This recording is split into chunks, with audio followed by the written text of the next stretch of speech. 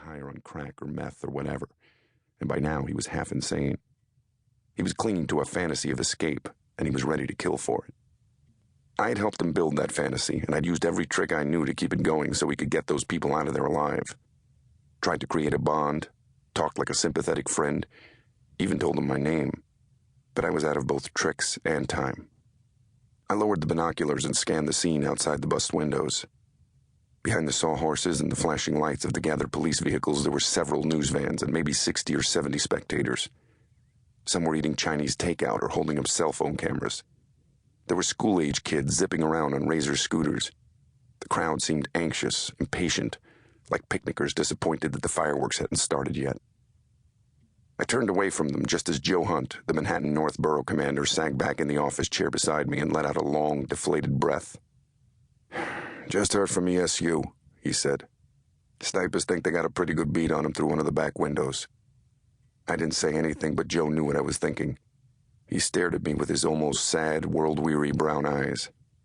"Kid or not, we're dealing with a violent sociopath," he went on. "We need to give this to tactical while those poor people inside still have a chance. I'm calling in the Wells Fargo truck. I want you to get D-Ray back on the phone and tell him to watch for it. Then Con Ed's going to cut the power and the snipers will drop him with night vision." Joe heaved himself to his feet and gave me a rough pat on the shoulder. "Sorry, Mike. You did better than anyone has any right to expect, but the kid flat out refuses to live." I passed my hands through my hair and scrubbed my own tired eyes. New York City has one of the best reputations in the world for resolving hostage situations nonviolently, and I hated like hell to be a part of changing that fine tradition. But I couldn't argue with Hunt's logic. D-Ray definitely wasn't even trying to help me save him. I nodded, defeated. We had to think about his family now. There was no other way. I listened to Joe Hunt call the armored truck and order it to start moving toward us. As soon as it came into sight, I'd be talking to D-Ray for the last time. We stepped out of the bus for a breath of fresh air while we waited. 2. As I climbed outside, the first thing I noticed was the chanting from a different crowd, at the far end of the block in front of a housing project over on Frederick Douglass Boulevard. It took my brain a second to decipher the words. Fight the power. Hunt and I exchanged stunned looks. We cops were there to save the lives of their friends and neighbors, including 2 little children and the much-loved Miss Carroll, and we were the bad guys? Talk about a neighborhood in need of some new role models. "Fight the power! Fight the power!" The roar kept coming at me while I anxiously searched for the armored truck. "New role models," my brain yelled back. Then, out of nowhere, the 2 thoughts connected.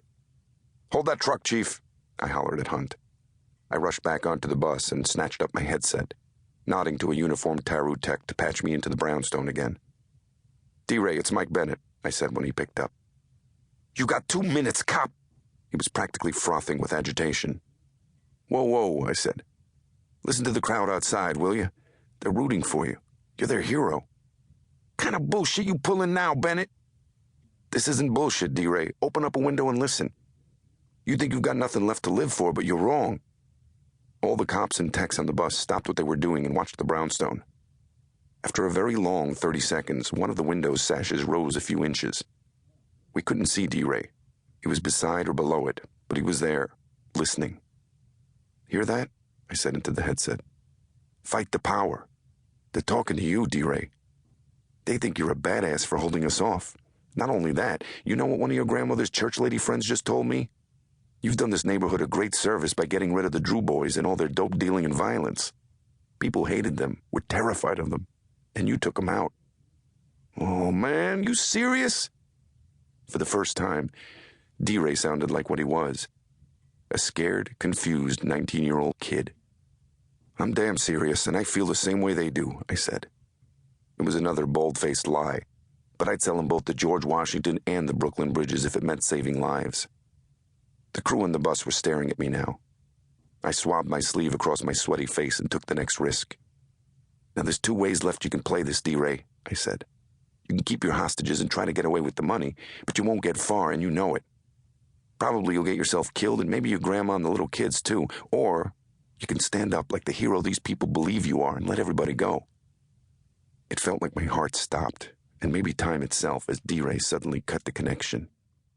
"D-Ray," I yelled. "D-Ray, come back, goddammit!"